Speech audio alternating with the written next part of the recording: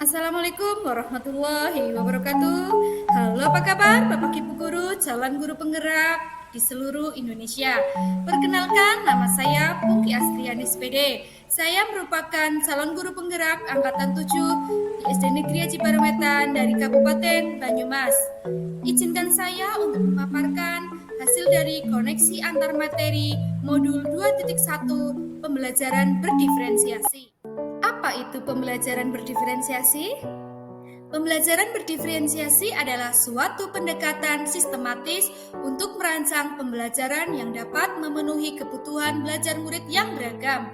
Menurut Tomlinson, konsep dasar pembelajaran berdiferensiasi adalah serangkaian keputusan masuk akal atau common sense yang dibuat oleh guru dengan berorientasi pada kebutuhan murid. Pembelajaran berdiferensiasi tentu mempunyai karakteristik. Apa saja itu karakteristik pembelajaran berdiferensiasi? Yang pertama, lingkungan belajar yang nyaman. Kedua, kurikulum dengan tujuan yang jelas. Ketiga, terdapat penilaian berkelanjutan. Keempat, guru merespon kebutuhan peserta didik.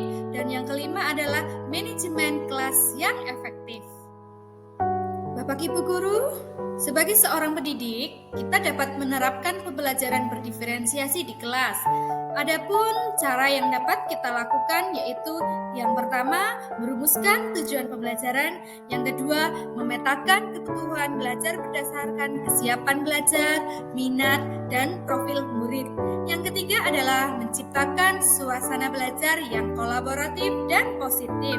Keempat, guru dapat melakukan penilaian yang berkelanjutan. Dan yang kelima adalah guru dapat melakukan pembelajaran berdiferensiasi konten, diferensiasi produk, dan diferensiasi proses. Nah, Bapak Ibu, bagaimana pembelajaran berdiferensiasi itu dapat memenuhi kebutuhan belajar murid dan membantu mencapai hasil belajar yang optimal? Untuk memenuhi kebutuhan belajar murid, guru dapat menerapkan 3 strategi pembelajaran berdiferensiasi. Yang pertama adalah diferensiasi konten. Diferensiasi konten merupakan materi atau informasi apa yang akan diajarkan kepada siswa. Konten dapat dibedakan sebagai tanggapan terhadap kesiapan, minat, dan profil belajar siswa maupun kombinasi dari ketiganya. Guru perlu menyediakan bahan dan alat atau materi dan media pembelajaran yang disesuaikan dengan kebutuhan belajar murid. Yang kedua adalah diferensiasi proses. Proses menekankan pada bagaimana siswa dapat memahami atau memaknai apa yang telah dipelajari. Diferensiasi proses bisa dilakukan dengan cara menggunakan kegiatan berjenjang atau bertahap, menyediakan pertanyaan pemantik atau challenge yang perlu diselesaikan di sudut-sudut minat, membuat agenda individual untuk siswa, daftar tugas, memberikan waktu yang lama atau durasi yang siswa dapat ambil untuk menyelesaikan tugas tersebut. Kemudian yang ketiga adalah diferensiasi produk. Produk merupakan tagihan atau hasil yang diharapkan dari murid setelah proses pembelajaran, baik berupa hasil tes, presentasi, atau diskusi, pertunjukan, pidato, diagram, dan lainnya yang dapat mencerminkan pemahaman murid dari tujuan yang diharapkan pada pembelajaran. Menurut Arthur Afterheit, semua pengetahuan terhubung ke semua pengetahuan lainnya.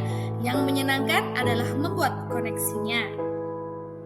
Bapak Ibu calon guru penggerak, bagaimana kaitan antar materi dalam modul ini dengan modul lain di program guru penggerak? Pada modul yang 1.1 tentang filosofi Ki Hajar Dewantara, keterkaitan dengan pembelajaran berdiferensiasi yaitu dapat mewujudkan merdeka belajar.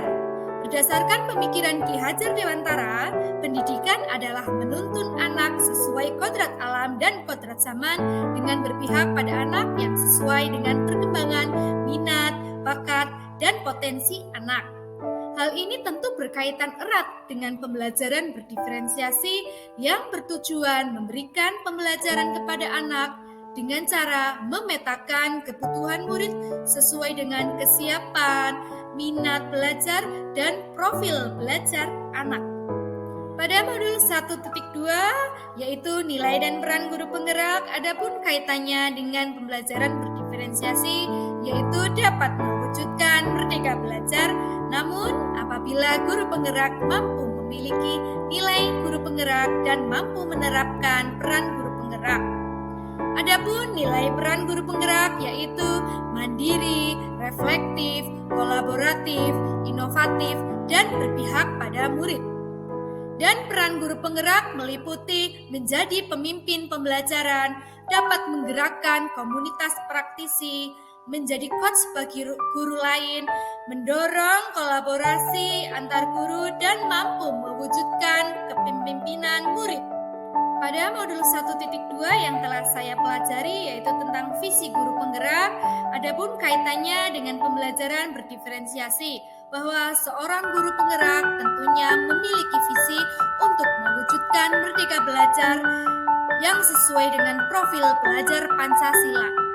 Dengan melaksanakan pembelajaran yang berpihak pada murid, yang selaras dengan pembelajaran berdiferensiasi, menyesuaikan kebutuhan belajar anak berdasarkan kesiapan belajar, minat, dan profil belajar murid.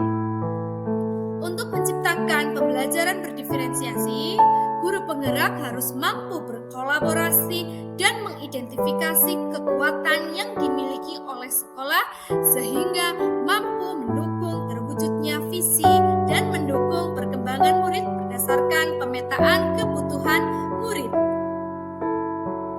Pada budaya positif modul 1.4 tentu juga memiliki keterkaitan dengan pembelajaran berdiferensiasi. Budaya positif adalah perwujudan dari nilai-nilai atau keyakinan universal yang diharapkan di sekolah. Lingkungan belajar yang mendukung diferensiasi dibangun dengan menerapkan budaya positif, yaitu yang pertama adalah ada harapan bagi pertumbuhan yang ditunjukkan oleh murid. Yang kedua, guru mengajak murid untuk mencapai kesuksesan, pengalaman belajar, mendorong murid lebih cepat, sedikit melampaui apa yang telah dikuasainya. Yang ketiga adalah setiap orang di dalam kelas saling menghargai. Keempat, murid merasa aman, menciptakan murid berani dalam mengemukakan pendapat. Bapak Ibu, kesimpulan pada koneksi antar materi ini adalah yang pertama, pembelajaran berdiferensiasi sangat erat kaitannya dengan proses pembelajaran yang berpihak pada murid yang sesuai dengan filosofi Ki Hajar Dewantara. Yang kedua, nilai-nilai yang melekat pada guru yaitu mandiri, reflektif, kolaboratif, inovatif, dan berpihak pada murid yang merupakan komponen-komponen utama dalam pembelajaran berdiferensiasi. Ketiga, murid sebagai subjek belajar yang beragam harus terlayani dengan baik melalui visi yang baik. Yang keempat adalah pembelajaran berdiferensiasi merupakan bagian dari budaya positif. Sekian Bapak Ibu yang dapat saya paparkan tentang koneksi antar materi. Saya meminta maaf apabila ada kesalahan. Saya juga meminta kritik dan saran dari Bapak Ibu agar tugas selanjutnya lebih baik dari ini. Terima kasih. Salam guru penggerak, tergerak, bergerak, menggerakkan. Wassalamualaikum warahmatullahi